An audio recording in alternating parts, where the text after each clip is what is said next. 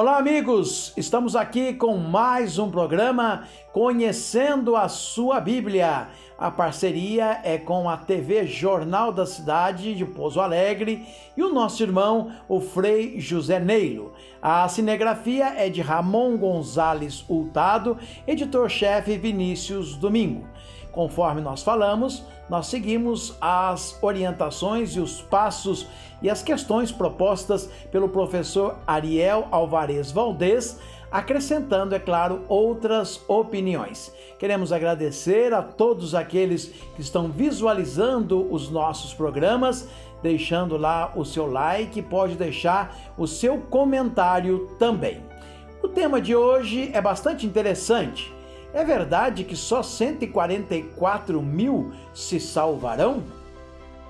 Lá no Evangelho de Lucas, no capítulo 13, do verso do 22 ao 24, diz assim: Senhor, são poucos os que se salvarão?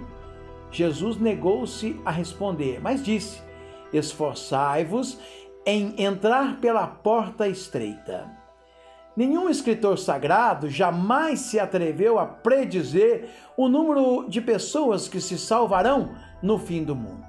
Contudo, o Apocalipse fixa esse número exatamente 2 vezes, dizendo que 144 mil se salvarão.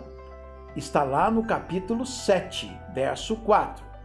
É claro que há muita especulação em torno da definição desses 144 mil, porque este tema permite uma gama de diferentes interpretações, onde muitos distorcem o sentido bíblico segundo as suas carências, as suas conveniências e as suas teologias. Mas na realidade, lá no texto nós vemos contas que não contam. Por quê? Atualmente, nenhum estudioso sério da Bíblia admite que o número 144 mil corresponda a uma quantidade exata. É mais um número simbólico na Bíblia. Caso alguém queira dar um sentido totalmente literal, terá então que assumir que os salvos serão apenas os filhos de Israel, os judeus, e que o número de pessoas salvos serão exatamente as das tribos de Israel. Isso, logicamente, é inadmissível, porque, inclusive pelo fato de que a maioria das tribos de Israel desapareceram completamente, perdendo assim as suas distinções tribais. Também, entre nós costumamos fazer esse jogo com os números. Nós costumamos atribuir ao número 13 a sorte, ao número 7, às vezes a má sorte, às vezes a boa sorte, e também ao número 1000. Por exemplo, é muito normal a gente dizer: eu te disse 1000 vezes para você fazer isso. É claro que nós não falamos literalmente 1000 vezes, mas é uma força de expressão. Esse costume de utilizar quantidades simbólicas deve alertar-nos sobre a interpretação de certos números na Bíblia. Por exemplo, as idades dos patriarcas bíblicos.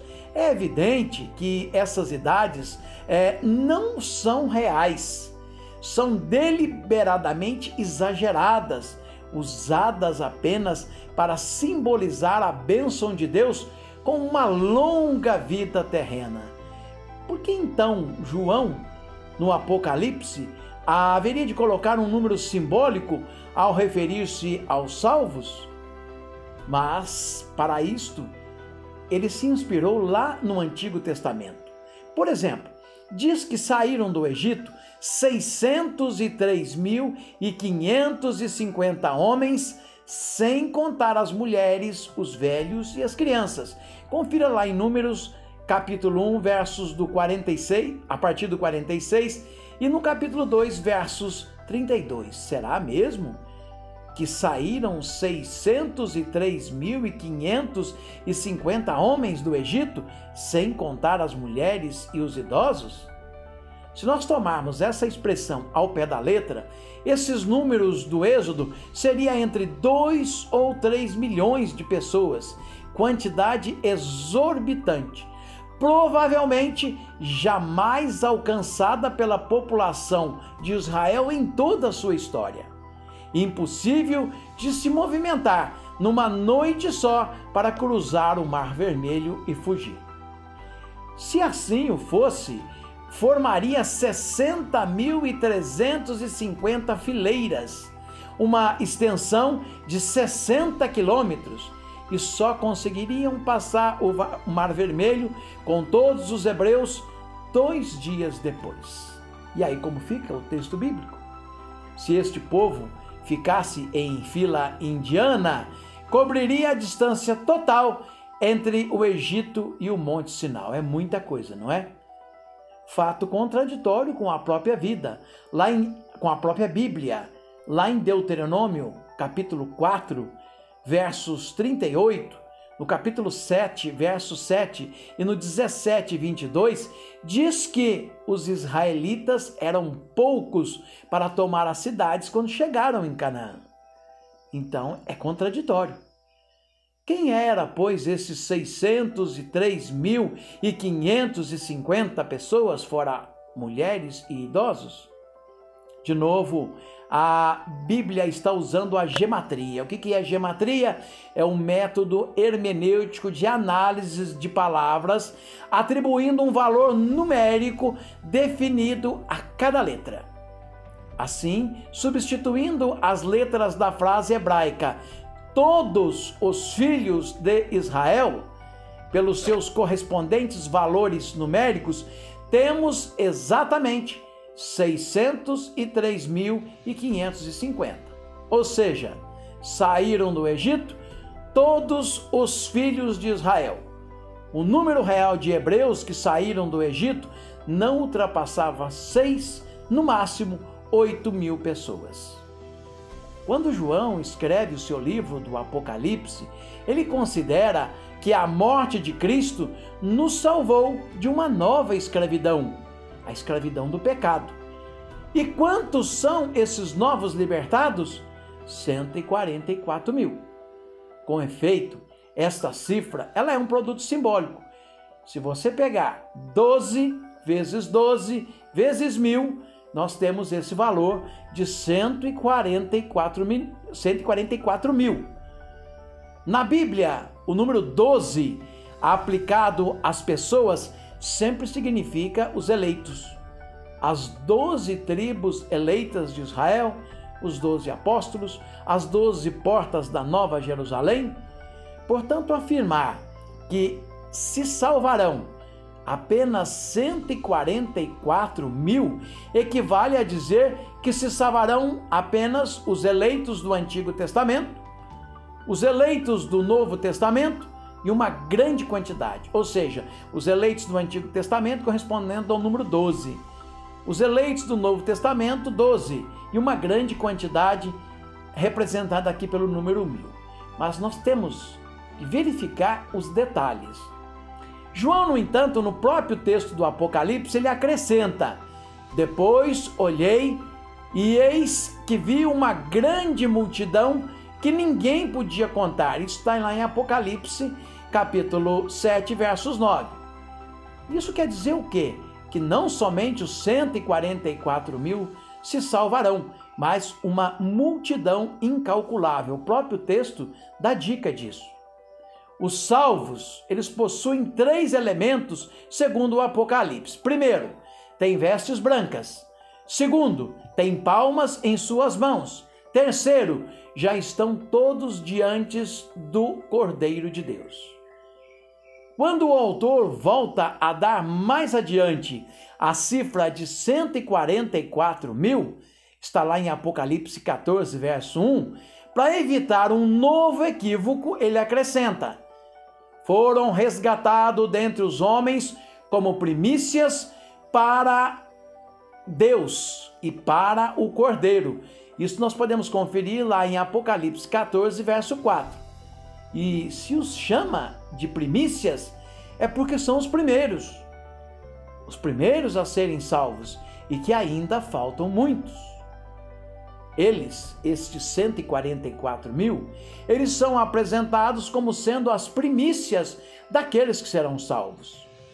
os antigos israelitas ofereciam, de certa forma, um número incalculável de possibilidades para que a gente possa interpretar esse texto. E em relação a esta questão das primícias, os frutos da terra, os primeiros frutos da terra, sempre eram ofertados a Deus como gratidão pela colheita que aconteceu. Assim, os 144 mil são uma pequena amostra da inumerável multidão que será salva. Levando isso para o lado da ciência, cientistas alemães puseram-se na tarefa de calcular quantas pessoas teriam passado pela Terra. Chegaram a um total de 77 milhões de seres humanos. 77 milhões de seres humanos. Se só 144 mil vão ser salvos, será apenas 0,0001%. O Ramon, que está fazendo o cálculo, que está aqui acompanhando, vai entender que isso é uma quantidade mínima da população mundial que se salvaria. Desse modo, Deus teria sido o maior fracasso e o maior frustrado da história, e Cristo, a morte de Cristo na cruz, seria ridícula, seria inútil, e o Espírito Santo, que é a força mais potente que existiu, também ficaria sem nenhum sentido.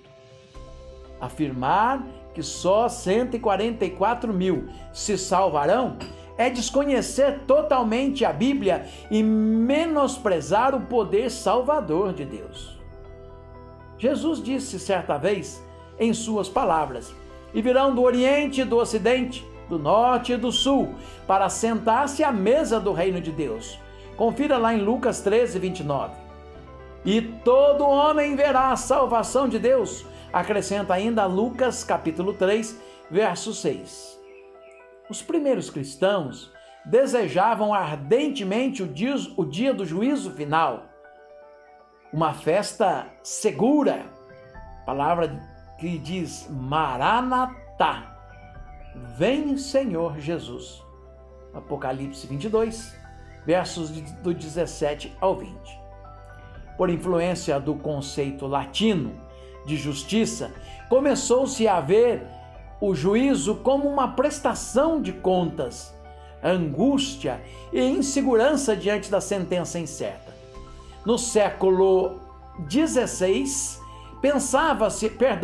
no século XI, pensava-se que a imensa maioria dos homens estava condenada. No século XIII, Berthold de Ratisbona afirmava que somente 1 em 100 mil alcançaria a salvação.